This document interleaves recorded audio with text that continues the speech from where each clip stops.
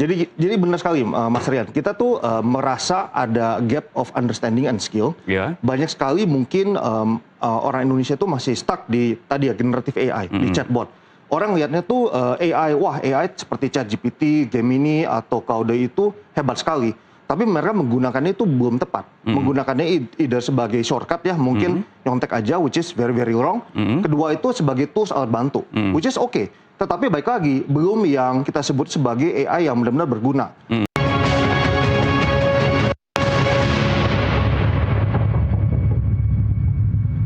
Anda kembali menyaksikan Nusantara Economic Update bersama saya Rian Antono, dan langsung saja kita jelang segmen Industry 360.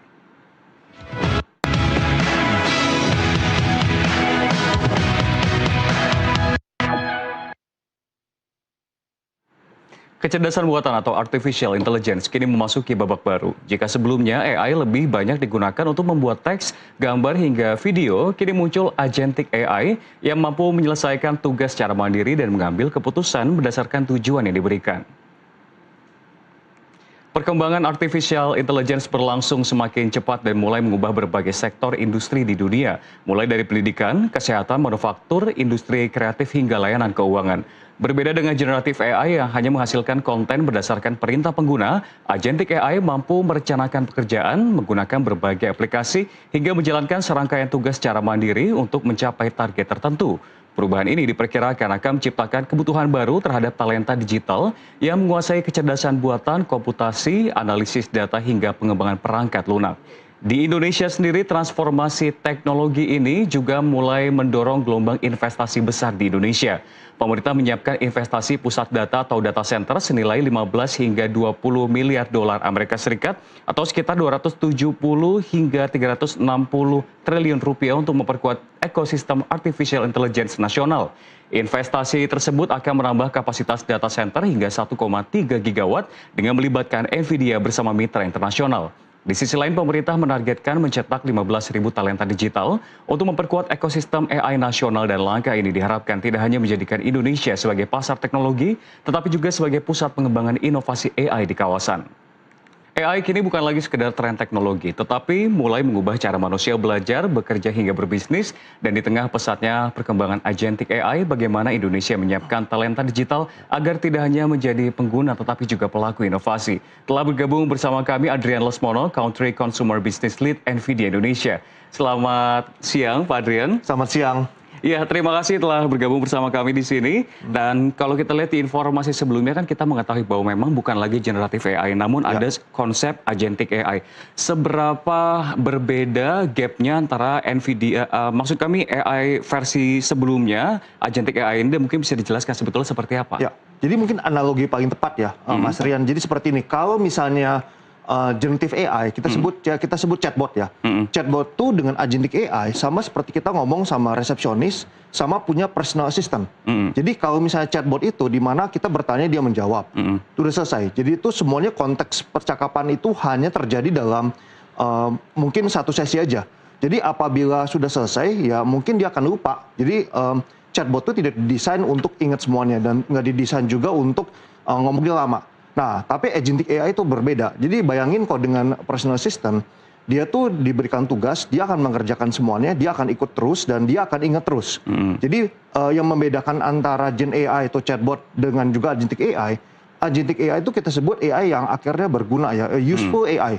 Dan AI agent ini lagi sangat populer sekali. Sekarang itu terus terang sejak awal tahun ini, teknologi AI itu sudah cukup mature, cukup powerful. Dan udah ada beberapa teknologi di dunia itu yang dia mengeluarkan AI agent software. Nah, AI agent software itu yang populer tuh recent itu OpenClaw. Dan juga Hermes contohnya. Nah, jadi sekarang ini emang aplikasi-aplikasi yang eksperimen-eksperimen yang udah dilakukan oleh para orang-orang itu udah mengarah ke agentic. Karena di sini mereka melihat nilainya AI itu bisa bukan cuman buat menjawab pertanyaan, tapi melakukan otomatisasi. Jadi hal-hal yang dulunya tuh butuh banyak effort, sekarang tuh udah gampang banget dikerjakan. Seperti itu kira-kira. Dan Mas Adrian sendiri sini memang sudah menghadirkan juga sejumlah slide yang bisa ditampilkan ya.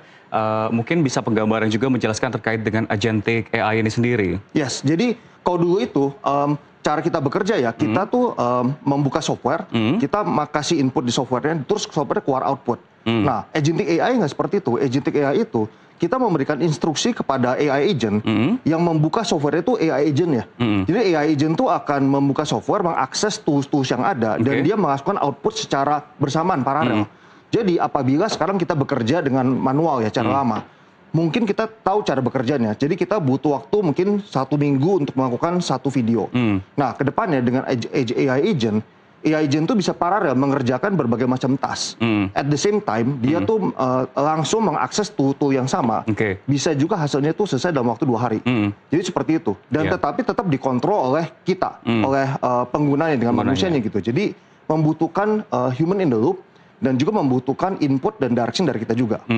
Tadi kan Anda mengatakan memang ini sudah menjadi sebuah tren yang artinya global juga sudah mengimplementasikan agentic AI. Bagaimana dengan Indonesia dan bagaimana Anda melihat bahwa sebetulnya AI ini kan bisa dikatakan sebuah paradoks, banyak yang menilai bahwa ini akan menggerus sumber daya manusia. Tapi cukup kontradiktif, Anda tadi menyatakan bahwa masih membutuhkan manusia untuk menggunakannya. Sedangkan agentic AI sendiri kan dikatakan bisa melakukan decision, bisa deciding things gitu. Seperti apa kesiapan Indonesia juga? Di Indonesia itu emang kita saatnya itu masih very early ya. Terus terang itu untuk menggunakan agentic AI itu membutuhkan skill, keterampilan. Pertama udah pasti skill, keterampilan di domain knowledge yang penting. Jadi arti gini, kalau misalnya seorang sekretaris tadi, kita punya personal assistant ya, dia juga kan akan bekerja sesuai dengan kita punya direction ya. Bukan berarti dia akan lebih pintar dari kita. Mungkin dia punya skill yang jago di area-area tertentu, misalnya mencatat, mensummarize, membookingan misalnya kayak buat travel kemana. Tetapi user itu, masternya itu, kitanya itu tetap harus memberikan mengerti the big picture. Jadi agentic AI itu bukan akan menggantikan kita secara otomatis, tetapi justru membuat kerja kita lebih efisien. Artinya tujuannya itu dengan AI agent, mungkin dengan jumlah resource yang sama, output tuh bisa berlipat ganda, bisa 3 times atau 10 times even more. Nah, emang ada mindset yang berkata, kalau gitu ngapain kita punya manusia, kita cukup pakai ganti AI agent aja. Ada seperti itu, emang ada beberapa proses yang menurut saya bisa digantikan oleh AI agent. Contohnya, misalnya testing software ya. Testing software itu kan membutuhkan kerjaan yang repetitif, terus udah gitu kan mungkin tidak membutuhkan banyak kreativitas. Karena sifatnya itu konsistensi. Nah, hal seperti itu bisa dilakukan oleh agentic AI dengan lebih efisien. Nah, disinilah mungkin kita bisa melihat mana proses yang kita bisa ubah, nggak usah pakai manusia lagi, tetapi memakai AI agent, sehingga resources yang tadinya mungkin satu manusia mengerjakan ini dengan sendiri bisa take long time, kita pakai AI agent justru bisa berlipat ganda karena jumlah orang yang sama itu bisa menghasilkan output mungkin 3 times or more. Jadi seperti itu sih konsepnya. Tapi kan menjadi pertanyaan, seberapa siap Indonesia untuk SDM sendiri ketika kita memang belum terbiasa dengan AI, bahkan mungkin masih banyak juga yang ketinggalan ketika eranya masih generatif AI. Dan salah satu upaya di sini sendiri kan NVIDIA pun juga beberapa kali pergi ke sekolah-sekolah, kampus-kampus, mungkin bisa dijelaskan upaya tersebut. Jadi benar sekali Mas Rian, kita tuh merasa ada gap of understanding and skill. Banyak sekali mungkin orang Indonesia tuh masih stuck di tadi ya generatif AI, di chatbot. Orang lihatnya tuh AI, wah AI seperti ChatGPT, Gemini, atau Claude itu hebat sekali. Tapi mereka menggunakannya itu belum tepat. Menggunakannya either sebagai shortcut ya, mungkin nyontek aja, which is very very wrong. Kedua itu sebagai tools alat bantu, which is okay. Tetapi baik lagi, belum yang kita sebut sebagai AI yang benar-benar berguna. Nah, sekarang itu kita banyak ke kampus-kampus sekolah itu bagian dari NVIDIA punya program, melakukan edukasi. Edukasi ini sebenarnya bekerja sama dengan kampus dan partner NVIDIA juga. Dan kita lakukan langsung di university, di SMK, di high school, di sekolah vokasi itu udah 3 tahun terakhir. Dan so far itu kita udah reach out mungkin lebih ke 200 kampus and school. Mungkin udah hampir 30.000 students ya, so far 3 tahun terakhir. Dan ini banyak sekali membantu mengurangi gap understanding, sehingga mereka tuh mulai ngerti, oh AI yang berguna seperti apa. Terus bagaimana mereka mungkin bisa mulai bereksperimentasi dengan AI. Mindset seperti apa yang harus mereka punya, sehingga kalau pakai AI sebelum mereka graduate itu udah ready. Nah ini yang kita lakukan mungkin 3 tahun terakhir kira-kira. Cuma yang menjadi pertanyaan sebetulnya ketika memang diperkenalkan kepada sekolah-sekolah, banyak yang justru mengambil jalan pintas untuk melakukan skripsinya, tugas-tugasnya hanya mencari jawaban instan saja. Apakah memang ada upaya lain yang dilakukan agar bisa digunakan untuk meningkatkan kualitas pembelajaran ataupun juga skill dari mahasiswa dan juga siswa itu sendiri? Nah, ini yang seringkali kita lakukan pada saat kita ke kampus ya. Kita selalu mengajak kampus, institusi untuk join dengan kita. Kenapa? Karena kita merasa effort untuk mengedukasi ini nggak bisa cuma satu arah. Dan ini membutuhkan konsistensi dari guidance, mungkin policy yang clear juga. Artinya seperti ini, contohnya mungkin kita harus memberikan guidance yang clear kepada semua anak-anak sekolah muda ya. AI itu boleh dipakai untuk apa? Apa yang tidak boleh dan akan merugikan mereka. Contohnya, kalau misalnya mereka sekarang menggunakan AI hanya untuk nyontek, untuk shortcut, dan untuk nggak mau belajar, nanti pada saatnya begitu mereka dites secara in person, itu akan kelihatan banget gapnya ya. Kerja di rumah mungkin nggak ngeliat, bisa pakai AI buat submit resultnya. Tetapi begitu dia disuruh presentasi dan disuruh menjawab hasilnya di in person, nggak bisa jawab. Dan ini akan ngefek juga ke karir mereka depannya. Nah, justru hal-hal ini harus kita edukasi terus dan kita harus bawa dan minta university itu untuk langsung implementasi policy-policy yang bisa memastikan itu nggak kejadian. Seperti itu kira-kira. Lalu kalau kita melihatnya sendiri, AI juga akhirnya kan banyak digunakan untuk bisa dikatakan ekonomi kreatif. Dan banyak juga sebetulnya kreator-kreator yang menggunakan AI saat ini membuat video, membuat foto, animasi, desain, film pendek dengan bantuan AI. Tanggapan Anda seperti apa? Wah, ini tuh terus terang banyak hal-hal yang saya nggak kepikiran, tiba-tiba sekarang lagi kejadian. Contohnya microdrama. Sekarang ini lagi populer banget ya. Buah-buahan. Iya, microdrama itu bahkan ada ini saya baru dengar juga jadi di China itu yang paling populer. Microdrama itu mungkin cuma 10 menit. Dan tapi ini bukan lagi kartun, beneran kayak manusia, tetapi itu full didirect pakai AI. Kita merasa wah ini cuma AI slop. Tapi ternyata belum tentu juga. Pertama, audience itu banyak sekali. Jadi artinya banyak anak-anak muda zaman sekarang, Gen Alpha itu suka memang nonton entertainment yang pendek-pendek. Dan mereka itu juga melihat dari kontennya. Jadi artinya nggak bisa ya kita suruh pencet satu tombol, AI tolong buatin. Itu nggak bisa. Itu membutuhkan content creator yang punya artistic view. Dan ngerti juga konten dan bisa meng-create konten AI yang walaupun dibuat AI, tapi itu benerin nilainya besar sekali. Dan itu besar sekali audiensnya. Jadi kita mesti merubah cara sudut pandang konten dari AI itu seperti apa? Apakah AI dibikin hanya untuk shortcut aja, atau AI dibuat untuk membantu pekerjaan kita jadi lebih cepat? Contohnya mungkin seorang desainer, dia mungkin bisa menggunakan AI agent untuk mempercepat cara dia bekerja, jadi nggak usah spend waktu lagi mungkin 1 minggu, bisa selesai dalam waktu 1-2 hari. Atau satu lagi, generasi baru itu karena bisa bikin microdrama atau AI konten yang sangat menarik, kontennya edukatif dan bagus, entertaining, itu jadi topik mungkin jadi komoditi yang baru ya ke depannya. Jadi orang pada nonton justru. Nah, ini kan membutuhkan skill AI yang cukup tinggi sekali. Gak bisa sembarangan dan itu membutuhkan seorang content creator yang emang expert di bidang masing-masing. Jadi seperti itu saya lihat ke depannya ya. Ya betul sekali, kalau saya lihat memang mikrodrama sendiri bahkan menjadi salah satu pemasukan tambahan bagi China kalau kita lihat memang kan sebetulnya. Jadi memang itu kurang lebihnya itulah salah satu manfaat dan juga mungkin hambatan atau juga hal negatif mungkin dari AI kalau kita lihat seperti itu. Kita akan melihat juga terkait dengan AI terhadap industri ekonomi kreatif lainnya yakni game. Yang menjadi pertanyaan itu kan apakah memang AI hanya untuk meningkatkan kualitas dari grafis saja atau sebetulnya juga memberikan pengalaman yang berbeda. Tapi kita jawab usai jeda. Pemirsa, dialog kami akan kami lanjutkan saat lagi, tetaplah bersama kami.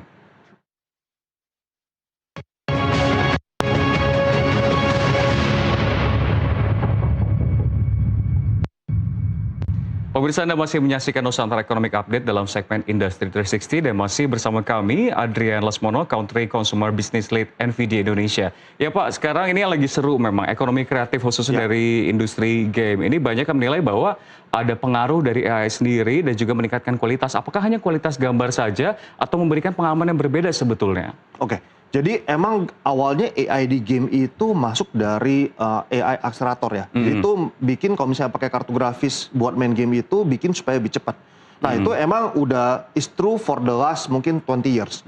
Nah tahun 2018 itu ada namanya DLSS. Nah DLSS itu teknologi yang emang bikin supaya bermain game itu lebih smooth tetapi tanpa harus punya hardware yang terbaik paling mahal. Nah itu tuh pakai AI juga. Nah, tapi yang Mas Rin tadi bilang benar, ini udah yang cuman sekedar di sisi penggunanya ya. Bagaimana dengan sisi developernya? Dan itu benar juga, AI itu sebenarnya udah integrated sama banyak tools-tools development AI, misalnya seperti Unreal Engine.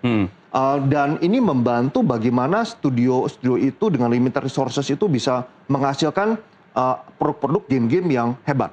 Dan mungkin ini bisa membuat juga kalau dulu orang harus bikin environment itu manual banget, terus harus merender secara biasa banget dan efek cahaya juga harus berhari-hari dikerjakan manual. Sekarang ini dengan AI itu udah nggak usah lagi. Tetapi baik lagi yang paling penting tuh dari industri game adalah artistic view-nya ya, dan bagaimana content creator itu bisa membuat game menarik. Soalnya hanya sekedar teknologi itu nggak cukup. Jadi game itu sebenarnya gabungan dari teknologi dan juga artistic view. Ini yang membantu teknologi Nvidia seperti Nvidia Ace. Nah, Nvidia Ace itu AI yang bisa dibikin supaya kalau kita bikin game, kamu nggak usah memprogram semua karakter-karakter di game itu secara manual. Kita bisa bikin supaya setiap karakter itu punya personality masing-masing. Jadi kalau misalnya saya sekarang game developer yang punya tim 10 orang, terus saya harus bikin game yang besar sekali. Ada misalnya dari 500 NPC di game itu ya, non-playable karakter. Kan itu harus unik banget ya masing-masing. Mesti punya kebiasaan yang berbeda-beda. Mungkin yang person A suka mungkin ngomongnya berbeda dengan person B gitu ya. Dia punya rute yang berbeda di game tersebut. Nah, kalau misalnya sekarang kita harus manual satu persatu kita coding, itu tuh butuh resource besar sekali. Artinya jumlah orang yang banyak dan waktu yang besar. Nah, AI itu bisa membantu membuat supaya ini dibikin sebagai sistem. Kita cukup bilangin karakteristik orang ini seperti ini, habit seperti ini. Dia akan otomatis langsung membuat orang ini langsung bekerja seperti itu. Nah, itu menggunakan AI juga, namanya Nvidia Ace gitu. Jadi memang AI sendiri juga bahkan membantu efektivitas dari produksi untuk industri game sendiri. Itu Dan ini memang sudah diimplementasikan juga secara global. Seberapa persen sebetulnya kalau Anda melihat? Sebenarnya itu karena topik game ini emang agak sensitif ya. Kenapa? Karena kan baik lagi artistic view. Jadi kita nggak suka kalau misalnya bikin game itu yang pure dari AI, yang cuman pencet tombol, jadi shortcut para developer itu bikin AI. Nah, makanya mereka ini sekarang harus punya cara yang balance yang tepat ya. Di mana mereka menggunakan AI itu mungkin untuk konsep, untuk bikin konsep picture awalnya aja, tetapi setelah itu jadi mungkin dibuat dari awal lagi. Sama seperti arsitek, kalau kita mau gambar rumah dari arsitek ya, kita nggak mau arsitek itu pakai AI untuk bikin desain rumah buat kita, tapi mungkin bikin proposal oke. Cuman pada saat kita expect dia kasih yang final outputnya, maunya itu mereka bikin dari awal gitu. Nah, game juga sama seperti itu. Jadi menurut saya itu penggunanya udah cukup banyak. Ya, cuman nggak semua tempat di bidang tertentu. Mungkin di bidang konsep art, mungkin di bidang untuk akseleratornya, dari sisi hasil output dari gambarnya itu udah pakai AI. Tapi baik lagi mungkin tetap itu dependent sama kreativitas dari seorang pembuat game tersebut. Tapi ketika membahas soal Indonesia, kan Kementerian Ekonomi Kreatif pun juga menyatakan bahwa sedang nge-push dari sisi industri game ini juga. Pengaplikasian dari AI untuk industri game tanah air, apakah sudah berlangsung menurut Anda dari kacamata Anda, atau masih sekedar potensi saja dan masih belum dilakukan? Menurut saya itu potensi besar sekali, tapi emang belum begitu banyak. Kenapa? Karena mungkin penggunaan AI itu lebih di heavy duty AAA games ya, di mana itu banyakan tuh di Western studio. Kenapa? Karena costnya besar sekali. Jadi untuk develop game yang teknologi tinggi seperti AAA game seperti Cyberpunk itu emang very high cost development fee. Udah gitu, jadi mereka banyak menggunakan AI dan software-software yang emang udah integrated sama AI. Di Indonesia itu udah mulai ada, tetapi emang game industri ini masih cukup early sih. Jadi saya melihat tuh justru masih banyak kreator-kreator yang hebat. Mereka itu menggunakan ide-ide mereka dari si artistiknya. Oleh karena itu game-game Indonesia itu saya melihatnya tuh very interesting, very rich story. Justru yang bagus itu dari kontennya, dari ceritanya gitu ya. Tapi kalau kita ngomongin kayak teknologi 3D-nya, gambarnya itu mungkin belum se-advance mungkin game-game barat atau Jepang. Baik lagi karena limited dari resources menurut saya gitu. Dan kalau Anda melihat terkait dengan sejumlah regulasi yang dilakukan oleh pemerintah Indonesia, apakah memang sudah mendukung dengan berbagai kebijakan untuk digitalisasi dan juga perkembangan AI di Indonesia? Karena kita ketahui ini juga salah satu yang dicanangkan oleh pemerintah terkait dengan pembangunan data center di Batam yang salah satunya melibatkan juga Nvidia. Tanggapan Anda seperti apa? Seberapa strategis dari program ini, dan juga pertanyaan pertama tadi melihat regulasi dan kebijakan dilakukan pemerintah? Ini penting sekali karena satu yang kita itu Nvidia percaya bahwa namanya sovereign AI itu very important. Jadi sovereign AI itu konsep di mana kita harus punya data kita sendiri. Jadi kita nggak mau punya AI yang datanya itu di host oleh orang lain. Jadi namanya itu sovereign AI. Nah, Indonesia itu harus punya strategi sovereign AI sendiri, dan punya data center di Indonesia itu sangat penting sebenarnya. Dan ini sesuatu yang government Indonesia tuh harus melihat ini penting sekali ya. Dan ini bukan menyangkut juga bagaimana data-data ini akan di-manage ke depannya. Dan karena Indonesia itu salah satu kekuatan Indonesia adalah jumlah penduduk. Artinya jumlah informasi data itu banyak sekali. Nah, jadinya mungkin selama 20 tahun ke depan, kalau kita ingin menguasai our own data dan informasi, kita harus punya strategi about sovereign AI yang tepat hari ini. Nah, saya merasa data center di Indonesia itu udah benar nih arahnya nih. Cuman apakah itu sesuai dengan policy yang juga memastikan data-data itu juga harus di Indonesia juga? Apakah itu mungkin lebih ke arah private data center yang dipakai oleh semuanya? Atau emang kita ada keputusan dan policy yang membuat bahwa Indonesia AI model itu harus based Indonesia? Nah itu saya belum tahu, karena saya juga berharap Indonesia government juga akan mengarah ke sana juga. Dan kita sih sangat positif sekali ya melihat bahwa potensinya itu akan sangat besar sekali ke depannya sih. Namun kalau melihat soal investor yang datang ke Indonesia, tanggapan Anda seperti apa? Karena kan banyak yang menilai sejumlah industri bahwa berbagai regulasi bisa dibilang banyak bergerak nih, maju mundur oleh pemerintah untuk kacamata teknologi, digitalisasi, data center. Bagaimana Indonesia saat ini masih menarik perhatian investor ke di bidang AI ini? Mungkin Indonesia itu salah satu dari data center yang penting itu ada resources, ada tenaga listrik ya. Karena that's the first thing ya, kalau bisa buka data center itu harus punya resources yang banyak sekali dan tenaga listrik. Itu jadi mungkin jadi boleh dibilang insentif para mereka investor mau buka di Indonesia. Itu yang pertama. Kedua juga mungkin policy yang very clear. Ke depan itu seperti apa? Karena Indonesia tuh base yang besar sekali, udah pasti buka data center Indonesia udah tepat menurut saya itu. Kenapa? Karena ini akan dekat lokasi dengan emang di mana pemakaian itu berada. Dan bahkan ke depannya itu kita yang dengan mungkin lokasi yang nyebar sekali, dengan resource yang besar sekali, dengan hydro juga cukup bagus di Indonesia, itu bisa jadi sesuatu dari kita punya advantages, competitive advantages ke depannya ya. Nah ini juga menurut saya itu jadi sesuatu yang pemerintah perlu consider dengan serius sih gitu sih.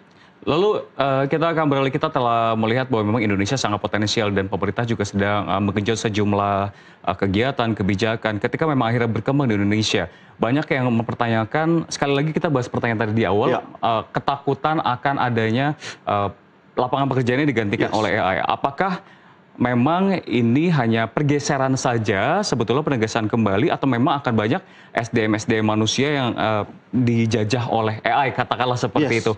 Lalu jika kita melihat secara panjang 5 tahun hingga 10 tahun, jika memang itu benar pergeseran, seperti apa sih pergeseran jenis pekerjaan yang kemungkinan akan digantikan oleh AI? Pekerjaan yang menurut saya itu sifatnya repetitif dan juga bukan repetitif, konstan, sama ya, nggak banyak perbedaan, itu akan gampang diotomatiskan dengan AI gitu. Justru pekerjaan-pekerjaan yang masih membutuhkan human judgment itu nggak gitu kena sama AI. Tetapi menurut saya sebenarnya ke depannya itu semuanya akan kena efek sama AI. Tergantung berapa besar aja degree-nya gitu. Nah oleh karena itu kita di sini sekarang harus mulai mengadopsi pemikiran baru. Jadi gini, jangan AI itu dilihat sebagai mungkin software yang hype aja, FOMO gitu ya maksudnya. Bukan. AI itu sama seperti kita menggunakan komputer PC. Jadi ada masa di mana kita manual semua ya, pakai mesin tik, pakai apa. Terus tiba-tiba semua jadi berubah jadi PC, personal komputer. Sekarang kita bekerja nggak pakai komputer tuh kayak nggak mungkin. Harus ada komputer. AI itu seperti itu. Karena AI itu akan integrated sama semuanya. Seperti AI agent, Gen AI, itu akan masuk ke semuanya gitu. Artinya kita sekarang mesti belajar skill baru. Masalah kita akan kena efek juga, pasti kita semua kena efek. Cuman kena efeknya itu apakah panggilan pekerjaan menurut saya dependent sama orang ini tersebut. Kalau orang ini itu refuse untuk nggak mau ngerti AI sama sekali, melihatnya ini ancaman, menurut saya itu akan bahaya. Kenapa? Karena kalau misalnya dalam satu ruangan ya, ada 10 orang nih ya, mungkin 5 orang itu belajar AI, 5 orang tuh nggak mau. Jadi kalau misalnya ada opportunity dari luar, itu tuh karena di luar kotak ruangan itu semua tuh peduli sama AI. Jadi kalau misalnya nanti tiba-tiba ada opportunity datang semua, 5 orang yang mau belajar ini justru nggak bakal dapat offer lagi. Yang dapat itu semua orang yang belajar semua gitu maksudnya. Bukan orangnya itu dia nggak mau kasih offer, tapi bayangin kalau sekarang ini kamu mau nawarin kerjaan ke orang yang nggak bisa tahu cara pakai komputer. Tahu pakai Windows ya nggak? Tahu pakai MacBook nggak tahu, saya nggak pernah sentuh komputer. Itu orang nggak mungkin dapat kerjaan kan? Sama seperti AI gitu. Mungkin 20 tahun lagi, kalau kamu sama sekali nggak ngerti AI, mungkin bukan karena kamu nggak bisa kerja, orang tuh nggak mau kasih kamu kesempatan lagi. Nah itu masalah nih menurut saya gitu. Jadi kita harus belajar dari sekarang sih. Lalu terkait dengan Indonesia sendiri, jika berbicara ngomongin SDM, tentu Indonesia sendiri kan tahu yang namanya Indonesia Emas 2045, mengacu terhadap bonus demografi yang lebih unggul dibandingkan negara lain. Tapi ketika akhirnya AI sudah mulai masif di Indonesia, apakah bonus demografi ini masih menjadi sebuah keunggulan di era AI kala ini? Ya justru itu jadi keunggulan yang bagus sekali. Kenapa? Soalnya gini, baik lagi AI itu akan bekerja dengan efektif apabila dipakai oleh orang yang expert. Artinya gini, jadi seorang content creator akan menghasilkan konten AI yang bagus kalau dia tuh content creator yang jago. Bukan sekedar saya yang bukan content creator ya. Saya nggak ngerti cara pakai software AI atau nggak tahu cara pakai software Photoshop atau apa-apa. Saya coba-coba bikin video AI itu pasti hasilnya jelek. Tapi seorang content creator yang punya artistik nilai yang bagus, seorang game designer yang jago, dia tuh pakai tools AI akan menghasilkan output yang lebih bagus lagi. Nah, jadinya kalau misalnya ke depan kita punya bonus demografi yang besar sekali nih ya, kalau kita bisa kasih mereka domain skill yang bagus, ahli di bidang semuanya nih, di bidang teknologi, science, mungkin engineering, mereka tuh jago di bidang masing-masing, dikasih kemampuan AI. Nah, itu senjata kuat kita untuk berkompetisi di depannya. Karena bonus demografi ini malah menjadi senjata kita untuk maju even faster, bukan jadi beban lagi. Karena mereka semua tuh harus jago di bidang masing-masing dan juga ngerti pakai AI. Ini senjata menurut saya itu bonus demografi jadi sesuatu yang positif ke depannya, bukan jadi beban buat kita sih. Gitu. Lalu sekarang kita akan berbicara kembali, ini menjadi pertanyaan terakhir Pak, terkait dengan NVIDIA sendiri. Melihat tadi berbagai prospek yang cukup menarik untuk era AI ini sendiri, apa saja sebetulnya yang akan menjadi strategi dari NVIDIA Indonesia ke depannya di Indonesia, lalu visi misinya seperti apa, atau mungkin langkah-langkah terdekat fokusnya lebih kemana, apakah kembali meningkatkan skill dan juga SDM dari masyarakat? Ya, jadi udah pasti di Indonesia itu NVIDIA mau memastikan tuh ke depannya setiap orang itu punya akses ke AI sih. AI itu karena kan nyambung kemana-mana ya, bukan cuman kita sebut chatbot, tapi AI itu nyambung ke entertainment, gaming, ke productivity, cara kita bekerja pakai AI agent, atau juga mungkin buat broadcasting, buat main game. Jadi AI akses itu perlu yang ada. Nah, cara gimana? Satu, kita membuat supaya devices yang menggunakan AI itu available. Mau itu pakai laptop, pakai PC, ataupun akses mungkin AI ke service-service yang online seperti ChatGPT, Gemini itu ada juga. Dan yang paling penting tuh layer yang pertama ya, layer yang kedua, kita harus edukasi bagaimana menggunakan AI dengan tepat. Kenapa? Karena setelah mereka mendapatkan insight dan edukasi tersebut, mereka akan menjadi productive member of society menggunakan AI. Artinya itu mereka udah ada alatnya, udah ada aksesnya, mereka sekarang tahu cara pakainya. Mereka akan bisa berinovasi, bikin solution pakai AI. Nah, inilah tujuan dari NVIDIA, bagaimana kita memberikan opportunity, akses, dan juga edukasi. Jadi ke depannya itu kita melihat Indonesia sebagai negara yang sangat potensial dan capable sekali dengan semua sumber dayanya itu ngerti AI dan bisa even better daripada negara-negara lain ya. Karena kita jumlah orangnya banyak dan semua jago AI dan juga expert di bidang masing-masing. Itu tujuan dari kita semua. Jadi itu dia tadi pemirsa, kita melihat memang era AI ini semakin masif ke depannya. Terserah kepada Anda apakah mau riding the wave, kita akan belajar AI dan juga bisa lebih mahir kembali dan juga memberikan dampak terhadap Indonesia, atau justru malah memilih untuk tidak menggunakan teknologi dan akhirnya pun digantikan oleh AI seperti itu ya Pak Adrian. Dan sekali lagi pemirsa, terima kasih telah bergabung bersama kami, Adrian Lesmono, Country Consumer Business Lead NVIDIA Indonesia. Dan selanjutnya kita kembali ke Nusantara Economic Update.